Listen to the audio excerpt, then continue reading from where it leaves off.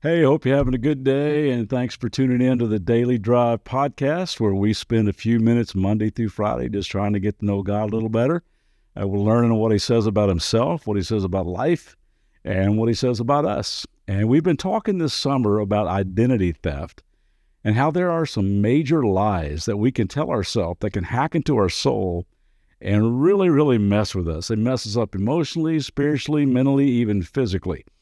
And we already talked about how our identity can get robbed by relationships, how it can get mugged by the mirror and people pleasing and obsessing over this cultural image. All that really messes with us. If you missed a conversation about any of that, you can go back and catch it. It might be really helpful to you. And one of the big time lies that gets perpetuated from an early age is this one. I am what I do. My worth, my value, my identity is based on what I do and how well I do it. My performance and my success is what defines me. Now, of course, guys like me, pastor types, we don't struggle with this stuff at all, right? I mean, I've been to way too many pastors' conferences where guys and gals are working the whole image. I heard about a conversation in one of these gatherings, and the question came up. One guy asked another guy, hey, how big's your church now? And the other pastor said, oh, we're running between 800 and 900. Another guy walks up, oblivious to the conversation, and he says, hey, man, I heard you guys are up around 60 people now, man. That is so cool. He looks sheepishly at the other guy and says, well, 60 is between 8 and 900. I mean, all of us struggle with this stuff. I mean, you want to see image management as glaring best? Show up at a 10-year or a 20-year class reunion. I mean, some guy will rent a car, rent a suit, rent a date, rent some hair, try to impress. Hey, you voted me least likely to succeed. He starts singing like Toby Keith. How do you like me now? I heard about a woman who was going to attend her 50th high school class reunion. You know how all of us don't think that we look as old as we actually are? Well, she walks into the room and she thinks there must be some mistake. This cannot be my reunion, my class reunion, because this room is just full of a bunch of really old people. So she asked this old guy by the door, said, excuse me, is this the class of 1969? He said, well, yes, it is. She goes, well, I guess this is my class. He says, oh, really? What did you teach? I mean, all this image stuff and all these games we play, and it all starts, these expectations about performance and success starts very early in our culture. I mean, have you ever sat at a park or a playground with toddlers running around and listening to the parents' conversations, like, when did she start walking? Oh, at 2 weeks.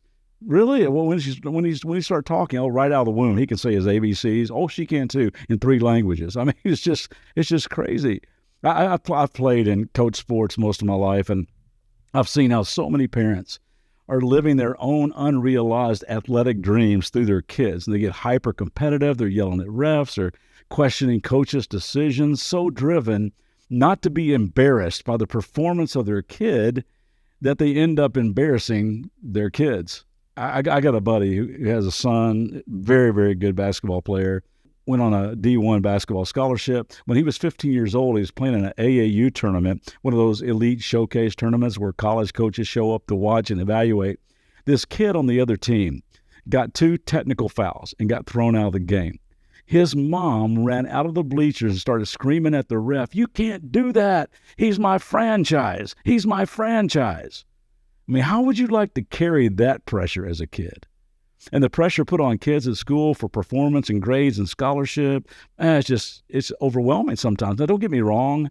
I think you ought to do your very best. In fact, it honors God when we excel in our uniqueness. And I do. I really do like those bumper stickers that say, proud parent of an honor student. But I'd like to see one that said, my kid did his best, got a C, and I'm just as proud. See, the message is this: win at all costs.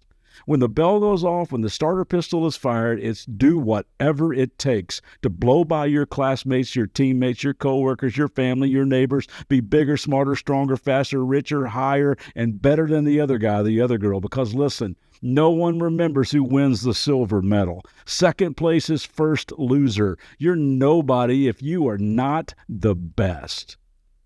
I want you to see what a guy named Solomon wrote in his journal. I think he totally nails it when he says this in Ecclesiastes 4:4.